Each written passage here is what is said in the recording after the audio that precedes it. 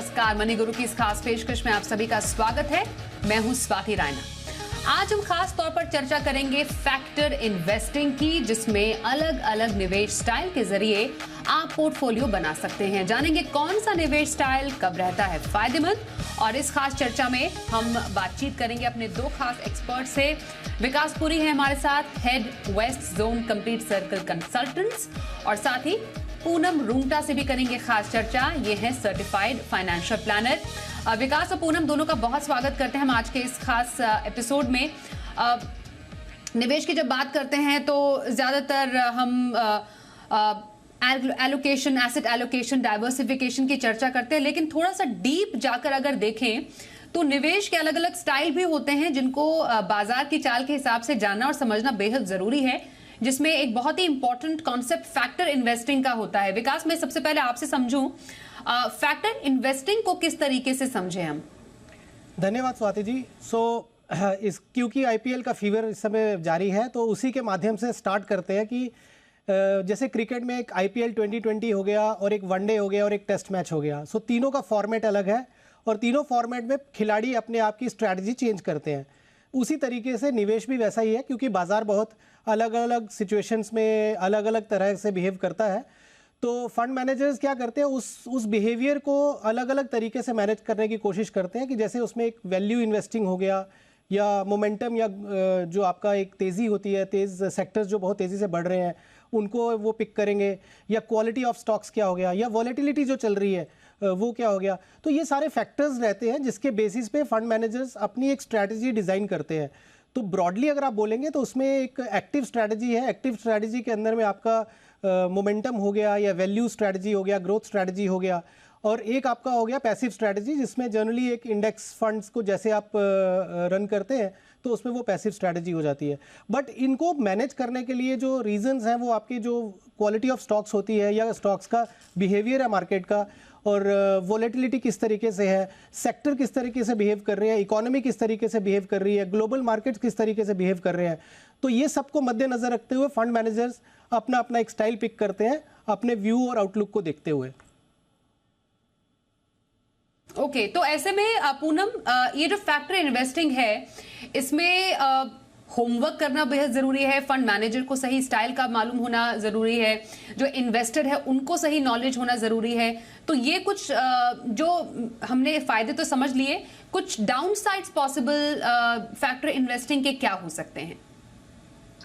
स्वाति, जैसे विकास जी ने बताया कि बहुत तरीके के फैक्टर्स अवेलेबल है, और उसमें से हमें चूज क्या करना है, वो इन्वेस्टर की जो रणनीति है, यानी वो कितने समय तक इन्वेस्ट करना चाहता है, उसका रिस्क एपेटाइट कितना है, और उसका टाइम होराइजन कितना है, ये सब समझते हुए वो अगर ठीक तरीके से सही फैक्टर का चुनाव न करेंगे तो आगे चल के उन्हें अपने पोर्टफोलियो में निराशा हाथ लग सकती है। अब जैसे जो इन्वेस्टर्स लॉन्ग टर्म हैं और वो वैल्यू इन्वेस्टमेंट का नजरिया अपना के एक वैल्यू म्यूचुअल फंड जो निवेशी ऑब्जेक्टिव रखते हैं उसमें निवेश करते हैं, तो वो लॉन्ग टर्म एक स्ट्रैटेजी है। तो उसमें अगर उन्होंने ये ना समझ के किया और उनका टाइम लंबा रहा तो प्रॉब्लम आ सकती है। तो जो भी स्ट्रैटेजी चुने उसे सोच समझ के चुने कि वो आपके लिए सही है कि नहीं, वो जानना बहुत जरूरी है। तो डाउन साइड इसका यही है कि अगर आपने आपके किसी फ्रेंड ने आपको का इन्वेस्टमेंट किया है और वही आपने कर लिया same to same, so it may not suit your style. तो ये देखते हुए इन्वेस्टमेंट में आगे बढ़ना बहुत जरूरी है, क्योंकि जो आपका नजरिया है वो आपको आपके स्टाइल में सूट होना चाहिए। अब अगर आप एक एग्रेसिव इन्वेस्टर हैं और आपने पैसिव इन्वेस्टमेंट स्टाइल अगर चुन ली, तो आपको उसमें कंफर्ट जोन नहीं मिलेगा। अब जो एक इन्वेस्टर है विकास, जो हम अलग अलग फैक्टर्स की बात कर रहे हैं, इसको थोड़ा डिटेल में अब समझते हैं। Value investing, growth, quality, momentum, volatility, ये कुछ ऐसे फैक्टर्स हैं, जो ऐसे स्टाइल्स हैं जो कि निवेश में जिनका इस्तेमाल होता है। सारे तो हम डिस्कस नहीं कर सकते, लेकिन इंपॉर्टेंट जो फैक्टर जो प्ले आउट यूजुअली होते हैं मार्केट्स में, इसके बारे में जरा आपसे समझते हैं। सबसे पहले वैल्यू इन्वेस्टिंग के बारे में बताइए, और एक निवेशक को वैल्यू इन्वेस्टिंग कैसे करनी है, वैल्यू इन्वेस्टिंग क्या होती है, ये कैसे पता चले? देखिए, एक बहुत अच्छी एग्जाम्पल से हम इसको समझ सकते हैं। जब कोविड का दौर शुरू हुआ तो अचानक से आपने देखा कि फार्मा कंपनीज और आईटी कंपनीज बहुत तेज़ी से बढ़ रही थी, तो उन्होंने बहुत अच्छा एक मोमेंटम पिक किया बिकॉज ऑफ XYZ रीजंस।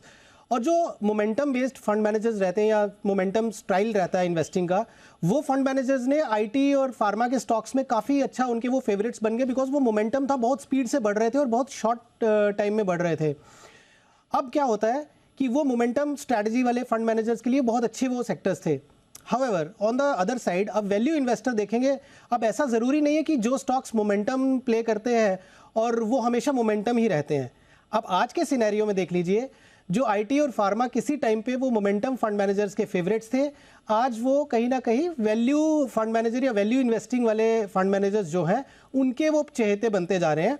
क्योंकि आईटी सेक्टर अगर आप देखेंगे तो थोड़ा डाउन टर्न में चल रहा है, तो लॉट्स ऑफ आईटी कंपनीज जो हैं वो इस समय गिरी हुई हैं या वैल्यू उनको मिल रही है। बिकॉज वैल्यू का मतलब क्या हो गया कि आप जो चीज़ खरीद रहे हैं या आप बाय कर रहे हैं, आप जितना उसका प्राइस दे रहे हैं वो आपको बहुत फेयर लग रहा है। सो इट इज़ लाइक कि जब आप शॉपिंग करने जाते हैं, आप किसी भी चीज़ का मोल भाव करते हैं, तो यदि आपको लगता है कि वो एक्सपेंसिव है तो आप हैगलिंग करते हैं या आप उसके लिए बोलते हैं कि नहीं, हमें भाव कम करिए। तो स्टॉक मार्केट में वही चीज़ अभी हो रही है। तो जो मोमेंटम था पहले, वो आज वैल्यू इन्वेस्टिंग हो गया। सिमिलरली आप देखेंगे एक दौर ऐसा आया था कि प्राइवेट बैंक्स के जो स्टॉक्स थे वो बहुत तेज़ी से आगे बढ़ते जा रहे थे, लेकिन प्राइवेट सेक्टर बैंक्स में कोई उसकी तरफ ध्यान नहीं दे रहा था। सो वैल्यू जो इन्वेस्टिंग वाले फंड मैनेजर्स हैं उनको ये लगा कि पब्लिक सेक्टर बैंक्स की सिचुएशन अच्छी होती जा रही है, फाइनेंशियल उनका स्ट्रेंथ बढ़ता जा रहा है और स्टॉक के प्राइसेस उतने हाई पी पे नहीं है और उनको वैसा भाव अभी नहीं मिला मार्केट में। तो वैल्यू फंड मैनेजर्स ने उनको पिक किया और उसमें जेस्टेशन पीरियड थोड़ा हाई था। बट स्वाति, अगर आप देखेंगे तो कुछ समय पहले तक PSU बैंक के जो शेयर्स थे वो एकदम से पिकअप हुए और वो उनकी जो वैल्यू इन्वेस्टिंग थी वो कारगर साबित हुई और उनमें उनको अच्छा भाव मिला। लाइकवाइज एक और छोटी एग्जांपल देता हूँ, जैसे गोल्ड का आप देखेंगे तो गोल्ड एक मोमेंटम पकड़ा हुआ है पिछले 1-2-3 साल से, लेकिन अगर आप दूसरे मेटल्स देखेंगे, मे बी कॉपर देखेंगे या अदर मेटल्स देखेंगे, वो उनके स्टॉक्स इतने अच्छे स्पीड से आगे नहीं बढ़े हैं। तो मे बी समवेयर जो वैल्यू इन्वेस्टिंग वाले फंड मैनेजर्स हैं उनको लगता होगा कि ऐसे कुछ मेटल स्टॉक्स हों जहां पे आज उनको अच्छे भाव में मिल रहे हों, तो शायद वो अपने पोर्टफोलियो में ऐड कर रहे होंगे। तो ये ज़रूरी नहीं है कि कोई भी स्टॉक्स जो किसी टाइम पे मोमेंटम में थे तो वो हमेशा लाइफ लॉन्ग मोमेंटम में रहेंगे। वो परिस्थितियां बदलती हैं तो वो वैल्यू में भी आ जाते हैं। सो लाइकवाइज आज की डेट में मोमेंटम सेक्टर्स कुछ और होंगे और वैल्यू वाले जो हैं वो कुछ और होंगे। ओके, तो इसमें पूनम जो समझ में आ रहा है कि एक पर्टिकुलर स्टॉक का फंडामेंटल उसका एनालिसिस काफी ज्यादा इंपॉर्टेंट हो जाता है, उसी आधार पर आपको निवेश स्ट्रैटेजी बनानी पड़ती है। बेसिकली कंपनियां जिनका शेयर भाव उनकी असली क्षमता से कम होगा, उनकी जो ट्रू वैल्यू है, और सस्ते में आपने वो खरीद लिया इस चक्कर में और इस एंटिसिपेशन में कि आगे जाके वो अच्छा करेगा। यहाँ पर तो गलती भी हो सकती है। मतलब अगर एक आम निवेशक है, वो अगर सही ढंग से स्टॉक पिकिंग नहीं कर रहा है तो वो वैल्यू इन्वेस्टिंग में कुछ गलतियां कर सकता है। वो कैसी हो सकती है? डेफिनेटली जो अगर हम एज अ इन्वेस्टर खुद से चूज करेंगे कि हमें ये स्टॉक अभी इंट्रिंसिक वैल्यू इसकी कम लग रही है, हमें ये लेना चाहिए, डेफिनेटली गलती हो सकती है क्योंकि इसके लिए बहुत फंडामेंटल रिसर्च और एनालिसिस होता है। इसलिए हम फंड मैनेजर की जो एक्सपर्टीज है उसके ऊपर हम रिलाय करके ये लेते हैं क्योंकि उनके पास बहुत बड़ी टीम होती है जो इस चीज का एनालिसिस करती है कि कौन सी कंपनीज में अभी वैल्यू मिल रही है। जैसे जो वैल्यू इन्वेस्टिंग है वो इसका कॉन्सेप्ट वॉरेन बुफे जी ने ही आगे बढ़ाया और उन्होंने इसके अंदर कितना बड़ा वेल्थ बनाया over a period of time.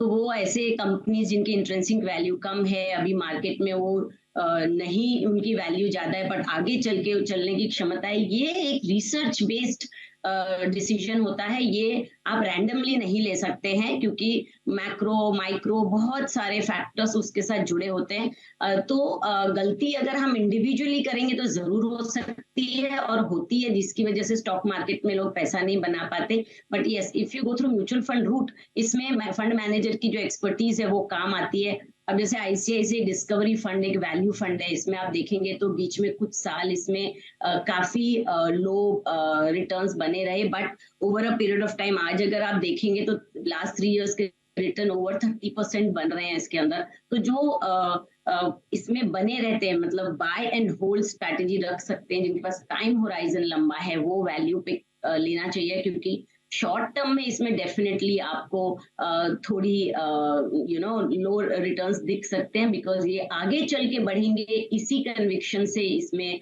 Buying होती है। तो आपको एक लॉन्गर अवधि के लिए वैल्यू इन्वेस्टिंग चूज करनी चाहिए, क्योंकि जो भाव अभी सस्ते में मिल रहे हैं, आगे वो जो वैल्यू है इसकी कब आए उसमें थोड़ा समय लग सकता है, इसलिए आपको सोच समझ के वैल्यू इन्वेस्टिंग करनी चाहिए। पर ग्रोथ इन्वेस्टिंग, एक और फैक्टर इन्वेस्टिंग जो है विकास, इसके बारे में समझना चाहेंगे। ये वैल्यू इन्वेस्टिंग से कितनी अलग है, इसमें कौन सी ऐसी डिफरेंसेस हैं जो इसको वैल्यू से अलग करती है ग्रोथ इन्वेस्टिंग को?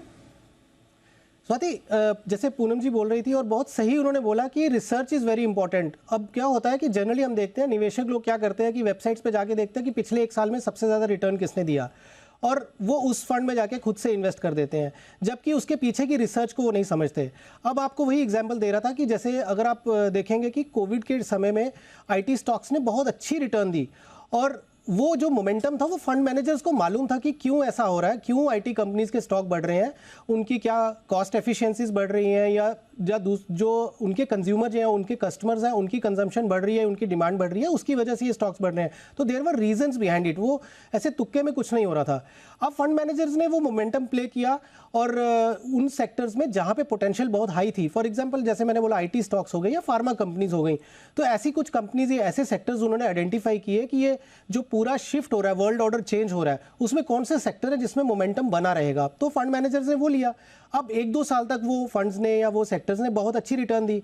अब फंड मैनेजर क्या करते हैं, जब अपन उनकी एक मोमेंटम स्ट्रेटजी प्ले आउट हो गई, वो अपनी वहां से उन सेक्टर्स से निकल के कोई दूसरे सेक्टर्स वो पिक करते हैं जहां पे उनको मोमेंटम नजर आएगा। वेयर एज निवेशक क्या करता है, वो जाके एक वेबसाइट में गए, किसी भी वेबसाइट में जाके देख लिया कि लास्ट 1 साल सबसे अच्छी रिटर्न किसने दी और वहां इन्वेस्ट कर दिया। अब अंडरलाइंग पोर्टफोलियो देखना बहुत जरूरी है, वो प्रॉपर रिसर्च बहुत जरूरी है। अब वो जो मोमेंटम है, वो फंड मैनेजर क्या करेगा, अब जो नए इस समय आज के हालात के हिसाब से जो सेक्टर्स प्ले कर रहे हैं और बढ़ रहे हैं, वो उनमें इन्वेस्ट कर देंगे। और वहीं पे निवेशक गलती ये करते हैं कि वो पुरानी परफॉर्मेंस को देख के इन्वेस्ट करते हैं, जबकि वहाँ पे अब वो सेक्टर का मोमेंटम प्ले आउट हो गया है। तो इसलिए जो मोमेंटम, आपने जो चीज़ बोली, वो मोमेंटम क्या है? मोमेंटम ये है कि आज की परिस्थिति के हिसाब से स्टॉक भले ही वो थोड़ा एक्सपेंसिव हो, उसकी प्राइस अर्निंग थोड़ी सी ज़्यादा हो, लेकिन उसकी डिमांड को देखते हुए या सेक्टर की पोटेंशियल को देखते हुए वो शॉर्ट टर्म व्यू थोड़ा सा शॉर्ट टर्म रहता है, because value investing is a long term thing. उसमें जो जेस्टेशन पीरियड है वो बहुत हाई रह सकता है, यानी कि जो स्टॉक है वो आपकी जो वैल्यू फंड मैनेजर को लगती है कि होनी चाहिए, वो आने में हो सकता है 1 साल, 2 साल, 3 साल। जैसे पूनम जी ने बोला कि डिस्कवरी फंड जो था आईसीआईसीआई का, वो बहुत ही अच्छा फंड है, लेकिन कुछ एक समय था जब वो लीन पीरियड में रहा, तो वहाँ पे पेशेंस जो होती है वो इन्वेस्टर्स की टूट जाती है। इसीलिए इन्वेस्टर्स को ये चाहिए कि उनका जेस्टेशन पीरियड या उनका टाइम होराइजन जो है, जो उनकी रिस्क एपिटाइट का, उसको देखते हुए देखें कि मुझे मोमेंटम वाली स्ट्रैटेजी में जाना है या मुझे वैल्यू वाली स्ट्रैटेजी में जाना है। बिल्कुल। पूनम, फंड लेवल पर मैं आपसे समझना चाहती हूँ, और एक छोटा निवेशक है, रिटेल निवेशक है, जो एक नया निवेशक है, वो शायद इतने ज्यादा टेक्निकलिटीज में ना जाना चाहे।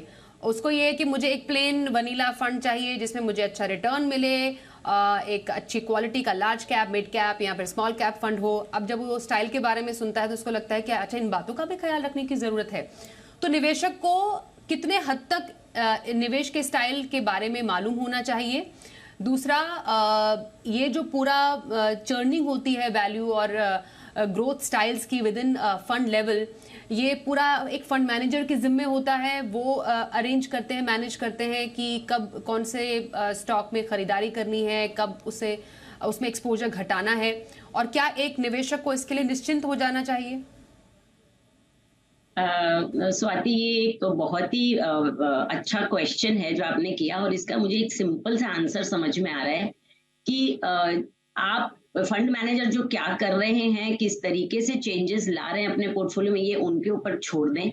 और एज अ इन्वेस्टर, निवेशक को ने नहीं मालूम है कौन सा फंड मैनेजर कितना है, मतलब जैसे आपने बोला बारीकी में हर स्टडी नहीं कर सकता, तो वो एक प्रोफेशनल हेल्प ले, एक प्रोफेशनल एक राय लेके अगर वो आगे बढ़ेंगे तो वो जो भी उन्हें राय देंगे, जैसे हम इसमें मैं एग्जांपल एक डॉक्टर का दूंगी कि आप एक फार्मास्यूटिकल शॉप में जाएंगे, एक दवा की दुकान में जाएंगे तो वहां सर दर्द की बहुत सारी दवाएं हैं, तो निवेशक डायरेक्ट ले या किसी डॉक्टर की सलाह से वो दवा ले, तो उन्हें पता है कि किस कारण से सर दर्द हो रहा है और उसमें कौन सा इंग्रेडिएंट ऑफ द मेडिसिन उन्हें बेस्ट सूट करेगा as per his age, as per his intensity of the problem and his requirement.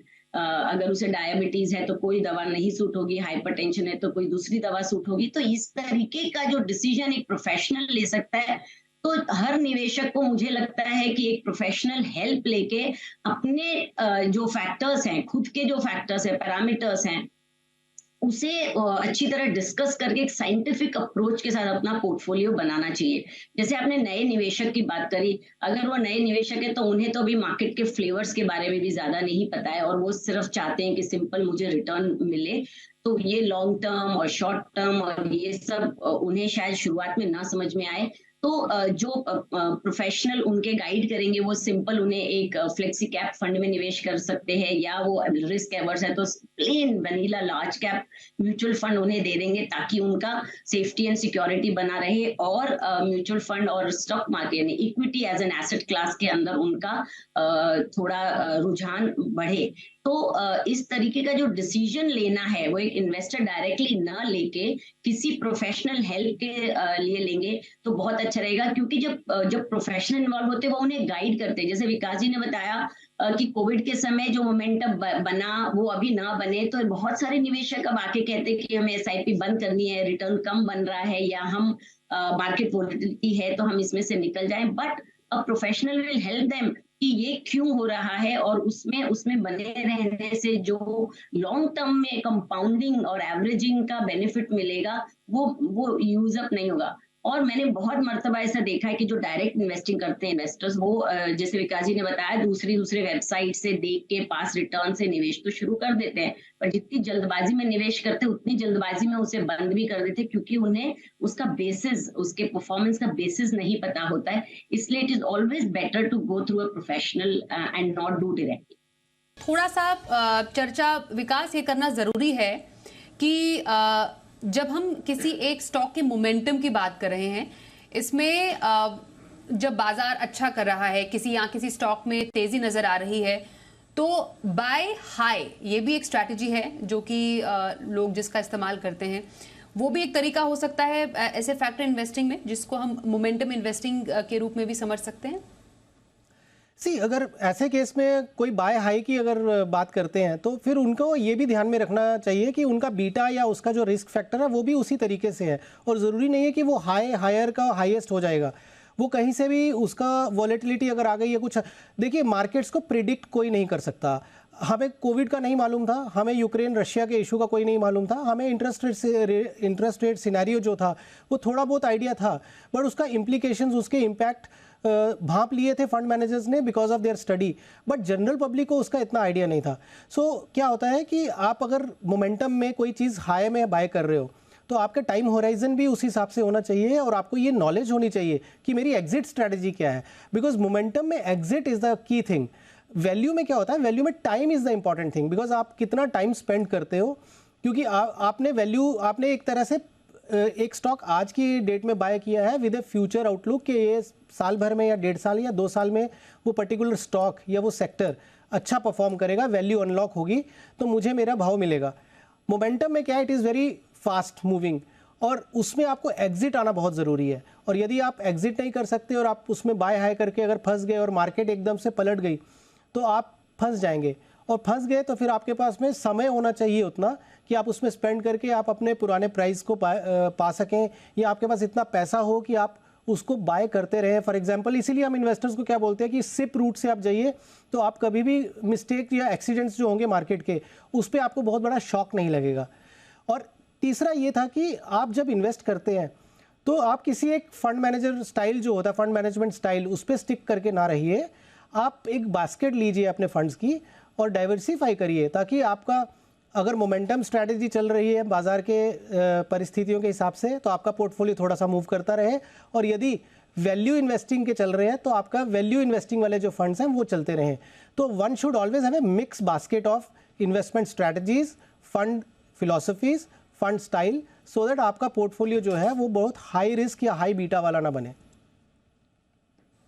बिल्कुल, तो ऐसे में मतलब एक मिक्स ऑफ फैक्टर इन्वेस्टिंग या फैक्टर स्टाइल्स है, जो भी हम इसको कहें, पूनम, डाइवर्सिफिकेशन के लिहाज से एक पोर्टफोलियो में हो सकता है, मतलब वैल्यू इन्वेस्टिंग का भी स्टाइल हो, मोमेंटम स्टाइल भी हो, जिससे कि बाजार चाहे किस तरफ भी जाए, क्योंकि बाजार में तो वैसे भी हम आजकल देख रहे हैं काफी ज्यादा उतार चढ़ाव है, तो आप एक ही पलड़े में आप ना गिरें और आप थोड़ा सा बैलेंस रहें ऐसे सिचुएशन में।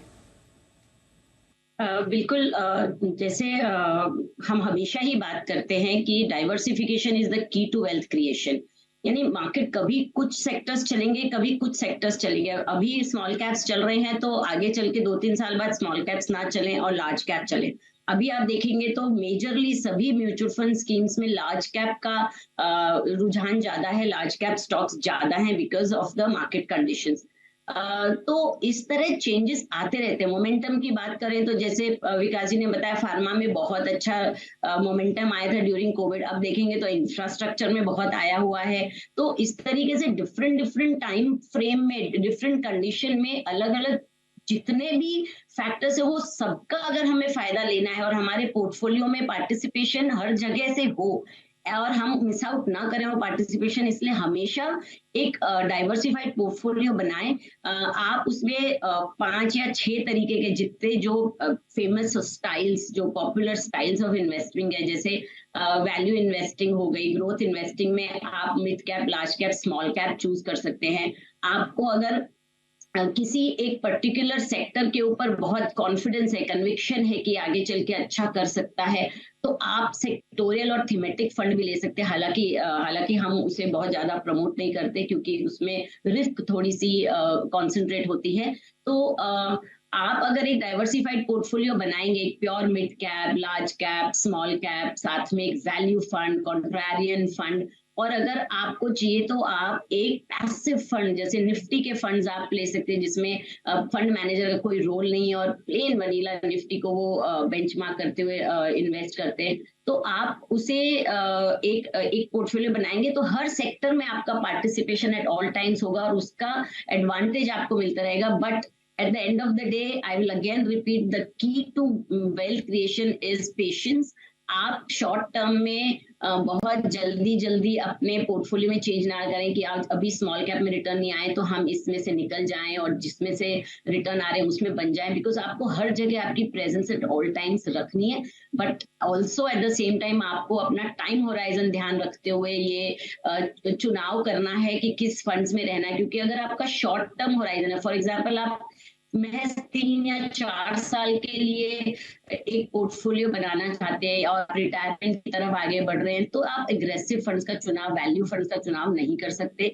आपको एक लार्ज कैप या हाइब्रिड तरीके के फंड्स में निवेश करना होगा। तो everything depends on lot of factors. बहुत तरीके के फंड्स हैं और बहुत अच्छे उनमें रिटर्न्स भी आ रहे हैं और every scheme is a good scheme. Ultimately सबका जो इन्वेस्टमेंट है वो स्टॉक मार्केट में हो रहा है, बट आपके लिए क्या सही है वो चुनाव करना इज मोर इम्पोर्टेंट है। बिल्कुल। तो इस पूरे चर्चा का जो सार निकला वो ये है कि चाहे आप कोई भी स्टाइल ही क्यों ना चुने, आपको सोच समझकर एक सलाहकार की मदद लेनी चाहिए। डाइवर्सिफिकेशन जरूरी है, हर एक स्टाइल का फ्लेवर हो, उस हिसाब से आपको अपने लिए एक फैक्टर इन्वेस्टिंग स्टाइल पोर्टफोलियो में शामिल करना चाहिए। धन्यवाद करेंगे पूनम और विकास आपका भी हमारे साथ इस चर्चा में शामिल होने के लिए।